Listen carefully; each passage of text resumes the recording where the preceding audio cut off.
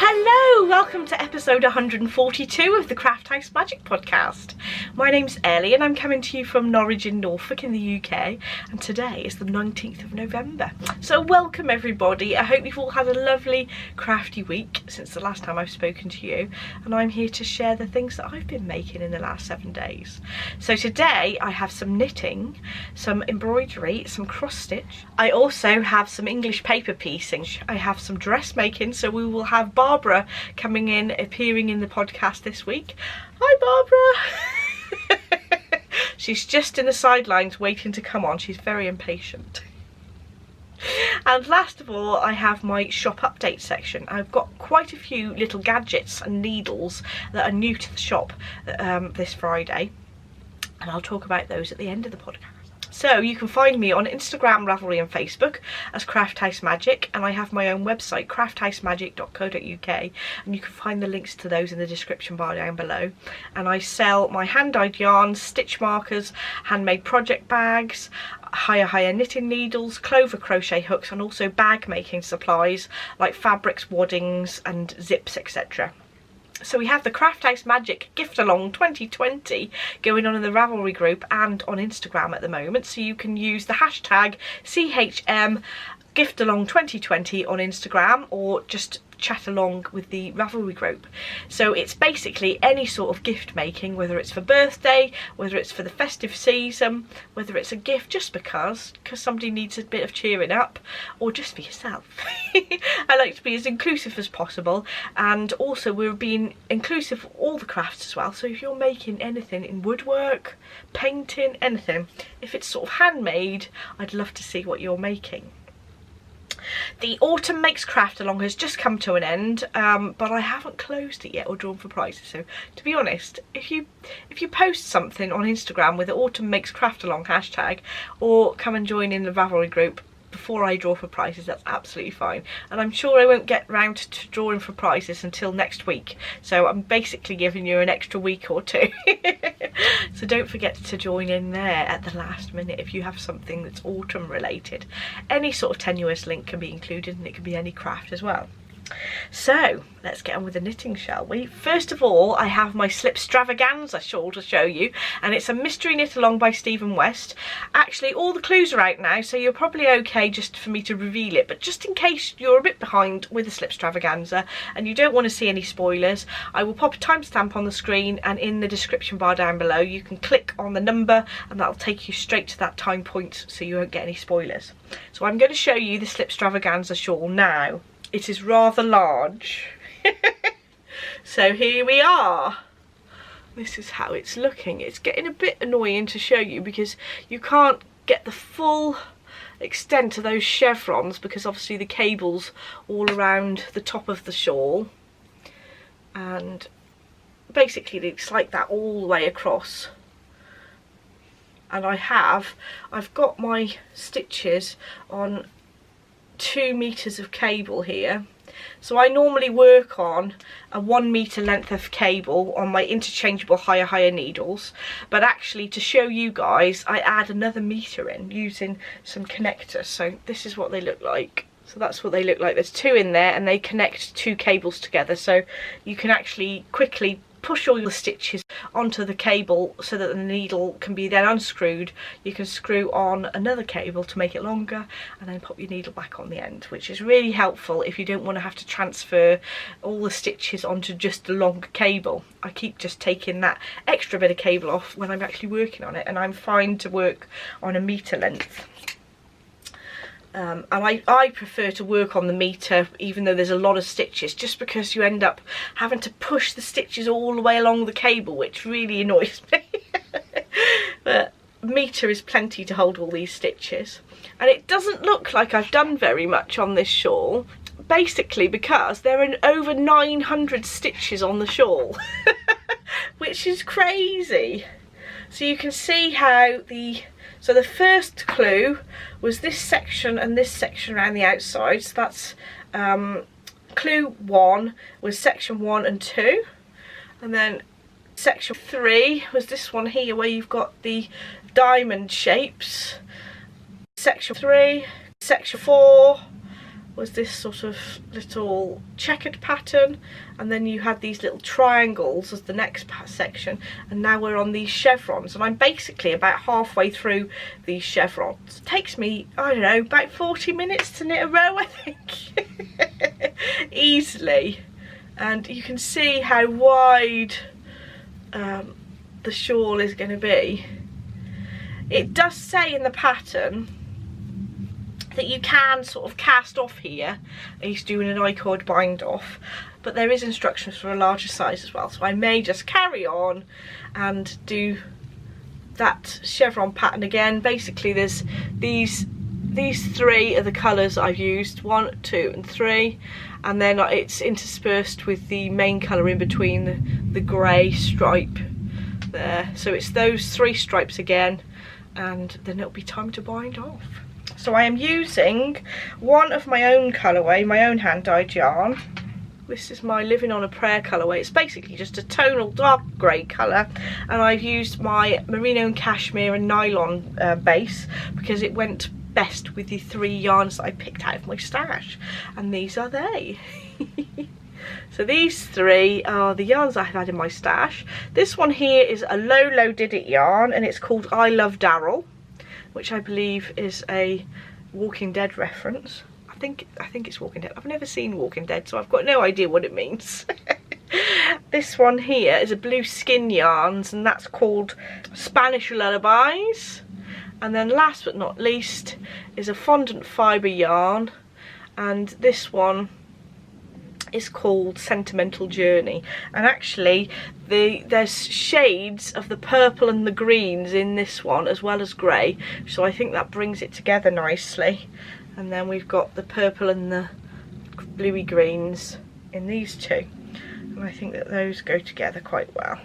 So that's what I've got left of the 4 colours that I'm using. I did have 200g skeins of the main colour, but 1 of each of the others, so it's a good way of using up those single skeins in your stash. So with any luck, I'm going to be working really hard on that shawl at the weekend so I can actually get it finished, or at least up to the cast off stage by next week. That is my goal. It is Adam's birthday before the next podcast, so this weekend is sort of a weekend for his birthday, and we will be doing lots of things that he likes doing, although we can't really go anywhere properly because the UK is in lockdown again. But I'm going to make him a cake, and we're going to sort of spend some time together, so I won't be spending lots of time sewing in my craft room because that would just be mean, wouldn't it? So I have my embroidery to show you next. So here we are, here's my pumpkin stitchery. I just keep adding to it, and I think it needs a little bit more work before it's finished. So last time I showed you I'd done the outline on this pumpkin. I'd just done it in a plain orange colour. Then I added the outline of this pumpkin, and I decided actually it could do with being filled in. So I used a sort of satin stitch, but a textured satin stitch, so it gave the pumpkin a little bit of depth. And you can see that I decided to do that on the big pumpkin as well. I actually used 2 different coloured threads for the stitches to fill in the pumpkins. I used a sort of burgundy and a brown for this one, and then the orange with the brown with this one, so that you could sort of differentiate the lines of the segments of the pumpkin, if that makes sense. But actually I'm going to have to do this vine again, I think, so that it sort of sticks out a bit better, because I like the way this sort of pops, and if I stitch that over the top again I think that'd look a lot better. And then I've just started adding some leaves around the outside, and I thought I'd do some dotted leaves around the outside here just to finish it off a little bit better. So this is the hoop that I'd purchased from Minerva Crafts, and this is an 8-inch hoop so that I could work on this piece. I thought that this was the most useful size, and I've got my little needle minder from Chapelview Crafts, and this is the bread one. I've got quite a lot of Cheryl's needle minders, and I thought that this sort of went with the pumpkin theme relatively well. So that's how I've got on with my little pumpkin stitchery so far. So I wanted to do one for each sort of month of the year, but I'm still on my October one at the moment. So hopefully I'll finish this off by next week and I can get on to something a bit more November themed. I haven't quite decided what that'll be yet. So I now have my cross stitch to show you. So I have been doing 20 minutes every morning to try and finish this off, and this is the pattern I'm following. It is a Moira Blackburn pattern sampler, and I picked this up from a charity shop, so it is a vintage version of the pattern, but it actually is still being produced, so you can get hold of it, and I will leave a link in the description bar down below of where you can get it from if you'd like to have a go. So since the last time I showed it to you, I've done this much here, so I've done quite a lot of this bottom border, although I haven't had time to finish all the little leafy bits in the middle, but at least I worked the main green colour and the pomegranates to the edge of the work, and I'm so close to getting onto the outside border. So there really isn't that much left to do really of this border part, and then I'm on to the sort of alphabet and flowers around the edge, and I'm really hoping to get it finished by Christmas so that I can get it framed before the end of the year. We'll see how I get on with that one. So it is worked on an 18 count Ada, but it did come as a kit when I bought it, and obviously they might have changed the kit that it comes with these days. I don't know whether you can buy a kit anymore or whether it's just a pattern. You'd have to check that out, but I'm working on an 18 count Ada. It's quite a stiff Ada, this one, so it doesn't actually show the creases too much when I take it out of the frame. I will show you what I've been English paper piecing. Bit boring really, because I've been doing these little florets, but I have done an additional 3 of these, and I am making a gorgeous little English paper pieced box to put all my English paper piecing equipment in. So I have made this little case that's by Emma from Vintage Sewing Box, and she has also done the design for the box as well, so when I get to the next stage I shall show you it. But now I've done all the little hexagons for the outside of the box, I am ready to start assembling. So that's my quick little bit of English paper piecing. I have used these pre-cut Hexiforms for the inside. These are actually the 1/4 inch ones, but I did use the 1/2 inch ones for these, and basically you don't have to undo them afterwards, you can leave them in, and it gives the English paper piecing a bit of squishiness, so I think it gives it a nice texture on the front. If you look on the back of this, you can see how it raises up from the rest of the fabric there. So I have 6 of these ready to make my box. So next I have my dressmaking section. So Barbara, would you like to come over? Thank you very much, Barbara. So Barbara is wearing my newest version of my Frankie T-shirt. So the pattern pieces are the Frankie T-shirt, and I did my normal modification. It was where I used the a mixture of the Frankie T-shirt, but I did actually cut the pattern pieces down so that the neckline is lower in the shape of the neckline of the Agnes T-shirt, also by Tilly in the Buttons. So I used those same pieces to create this top. But this time I decided to do a button placket on the front of the T-shirt, and these are proper working buttons, as you can see. And I just wanted to have a bit of interest on T-shirts rather than just having them plain.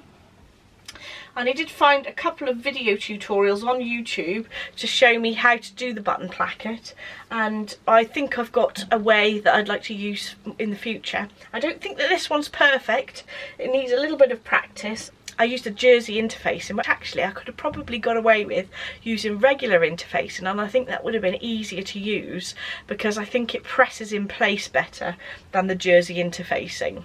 I don't know what possessed me just to use that. I think it would have been better using standard interfacing and easier to get a nice neat stitch. I don't think my stitching's too bad on it, but it could have been better, I think. So hopefully with a bit of practice I can get that stitching a little bit neater on the button plackets. I then decided to do a bound neckline instead of the standard jersey neckline that I do. So I had the same pattern piece that I use for this top. It's the Agnes neckline, so I used the Agnes pattern piece for the neckline. I basically did what I normally do, in that I folded it over, but I didn't join it at either end because I've got this opening here. And then I marked the 4 equal points around the top and did the same with the neckline, but obviously leaving the 1.5 cm seam allowance and actually marking the front of the t-shirt in the centre of the button placket and doing the same with the back. So there was an overhang from this centre point of 1.5 cm, and I actually sewed the folded over neckline on the inside of the garment so that I could then turn the folded section to the outside and top stitch it down so that it give a nice neat edge. And I think you can just about see it there, where you can see the inside of the t-shirt where I folded it over and top stitched on the outside to give a nice neat finish.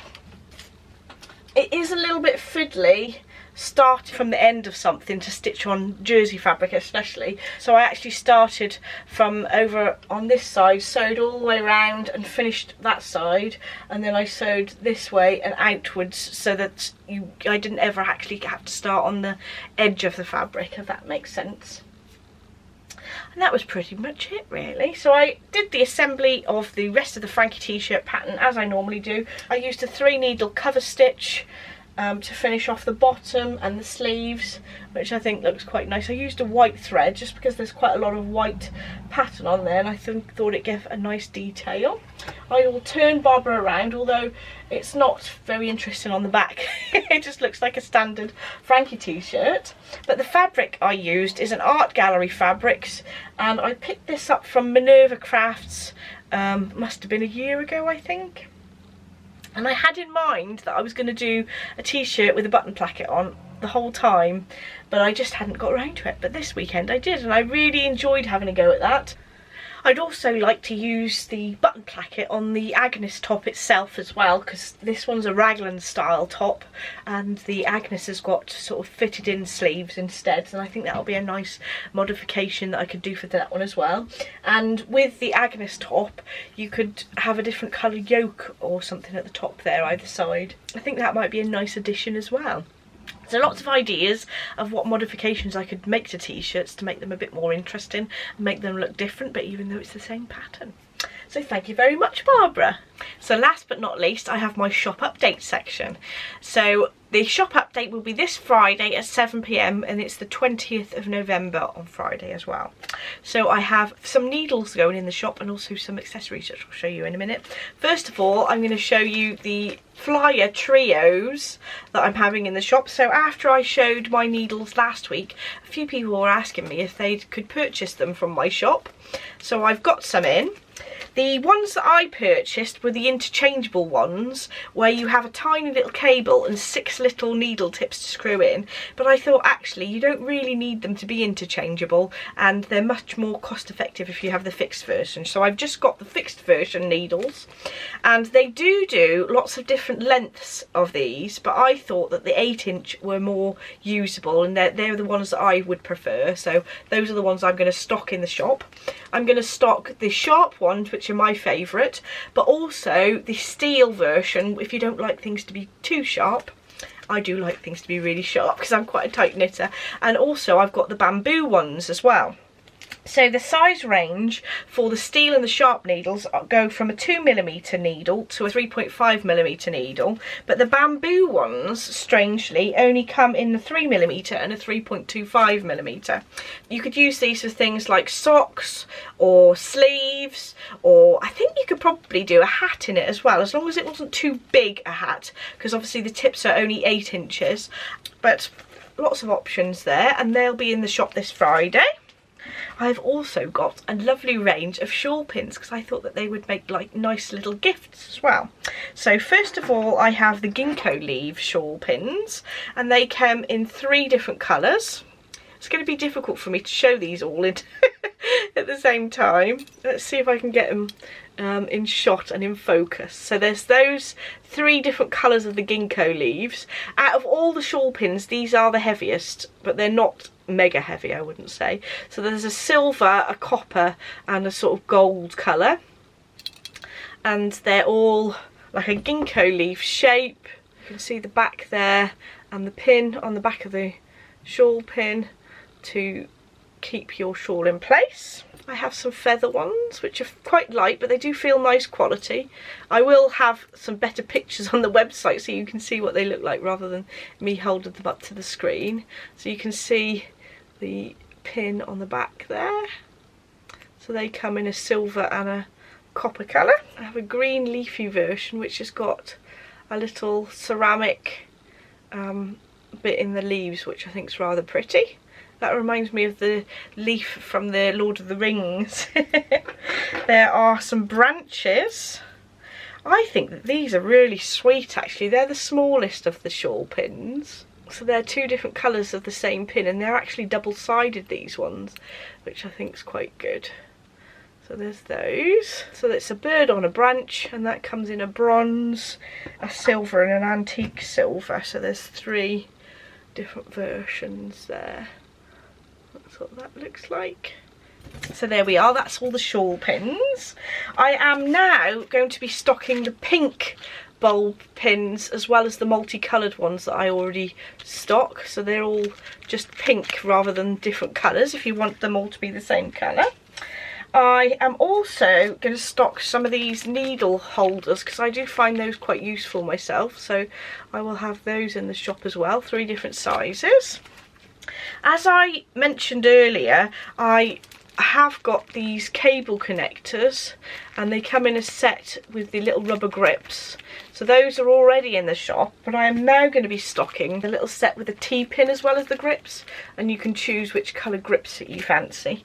And lastly, I have these little dumpling cases. Whoops. Let's get one to show you. So they're a little case that you can pop in your knitting bag, and they squeeze open so you can pop some little stitch markers and things in there, and then when you release it, it closes. So I'm going to pop a few of these in the shop. These are the colours that I've got at the moment. So sometimes I can't choose what I get when I order from Hire in terms of colour, but I then list what colours I've got so that you know what colour you're getting. I think that's all for today. Thank you so much for watching. Don't forget to like and subscribe if you'd like to see more, and I shall see you in the next episode. Bye!